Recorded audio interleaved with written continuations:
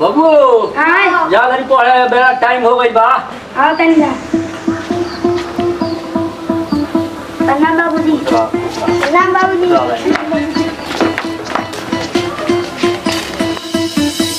आजा आजा जिंद शामी आने के तले का घर का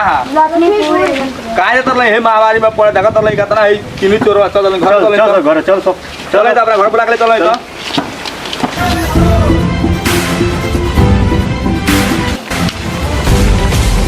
बाबू तनिका कौन घर आइए घर। आई घर चल चल काय पड़े भेतनी एकनी के देखा तनी हमरा कितना किनी चोर आइल बड़ा स स्कूल में से उठा लेता स लइका सन के किनी चोरा लेता स हम तो देखता ही नहीं कि जानता ही नहीं भाई की जानो हई देखो ई बेटिया स्टार हो हई देख ल देखा ई वीडियो लोग ता किरण चोरावता छ हां बाबू जाला नि घर रहला नि हमत में नहीं पड़े राखी अभी तले मोहल्ला साफ छोड़ सब के घर आई राखी लइका सन के आ ध्यान रखी लइका सन को ठीक बा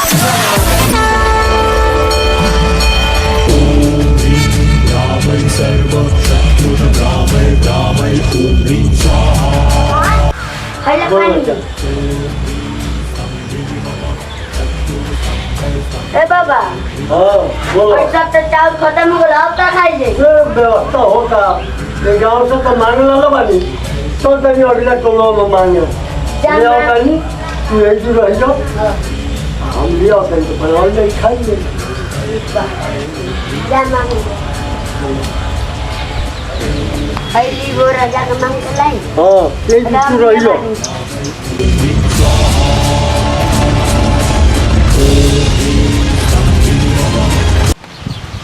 मता कुछ भी छा दे दो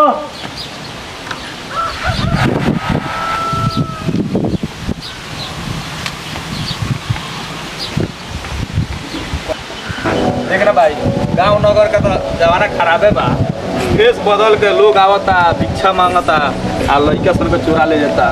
रे बोलियो हुती की को आई बा मांगे भेष बदल के सही बात कहत रे ई बुझाता कि लई बच्चा चुरावे आइल बारा त किडनी लेके टीचर के बेची पकड़ो जा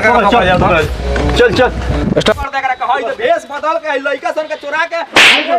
किडनी चुरा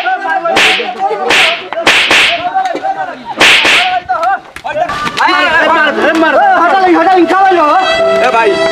साधु के भेष में बदल के लइका सन के चुरा के ले किडनी चुरावता रह तनिका फोन पहिला सब हमारे गांव के मोट पर बाबा हूँ रुको अबे चौकीदार साहब के फोन लगाओ तनी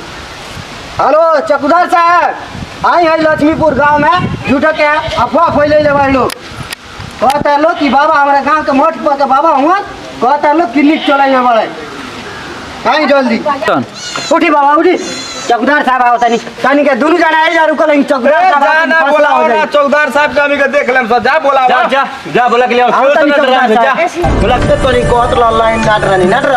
डरानी तो हमी के कितना दिन के बारे में खोद रहा सब बोला तो चलो तनी आ हिसाब हो चला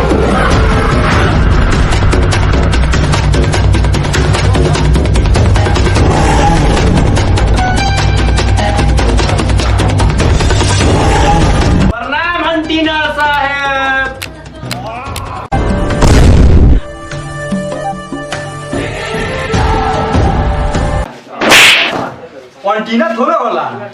इंस्पेक्टर तो होला रे दीना को सर्व सुनो सरकार में बात की ए दुर्गा साहब हइये दुनु गांव में किडनी चोर के अफवाह फैले वाला सो का रे तने को दूंगा सा सुने में आओ तो लड़का जौन पढ़े जाता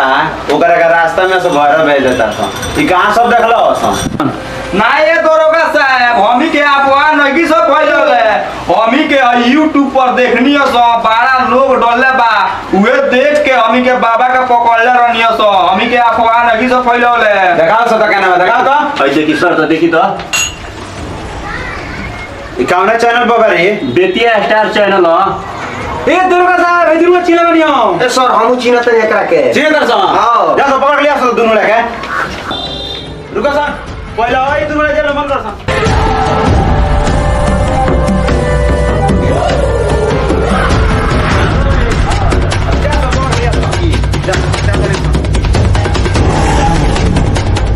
भैया से ढोंगी बाबा ये दुनु ढोंगी बाबा होगो सो अरे ये कहाँ सब अफवाह देखला सा इतने वीडियो बना के इतना वायरल भइल बड़ा सा ए इंस्पेक्टर साहब उ तो राइटरवा लिख देला कि हमरा रोल करे के पड़ल मारम बंदूक के ना सुन तारा पेट में सुन कर जानत रखी ना राइटर कौन है राइटर है मारी सो ए उ धर्मेंद्र ढकावा बानू साला नु तम कइले बा उहे तो लिख के देला बा सर वैसे हमनी के दशा भाई हां पकड़ लिया सो करा के जो तो पकड़ के लिया तो करा घर में अंदर ढकाड़वा के जो चलो ए सर हइये अदर में अंदर धकावा जी इंस्पेक्टर साहब का दिक्कत परेशानी है हमरा से आदमी के बुलावे के पड़ गइल ते ही है धर्मेंद्र ढाकर जी हमरे नाम है धर्मेंद्र धाकर बोली आई का गलत सुनते राइटर का लिख के दे गाल तारे वीडियो बनाए तारा सन का करम इंस्पेक्टर साहब जे न जमाना चलत हम तो चले के पड़ी इतना ज्यादा वीडियो बना सब के वायरल भइल इधर डांटो इधर आई जब पुलिस का डांटा पड़ी नो सब तार राइटिंग गिरी झड़ जान तर किया थोड़ी हटाई ना ओकरा बाद से ना लिखे हम भाग जैसे अगर बाद से लिखिए ना दोबारा भाग ठीक बना लिखे हम तो पढ़े पढ़ने का भाग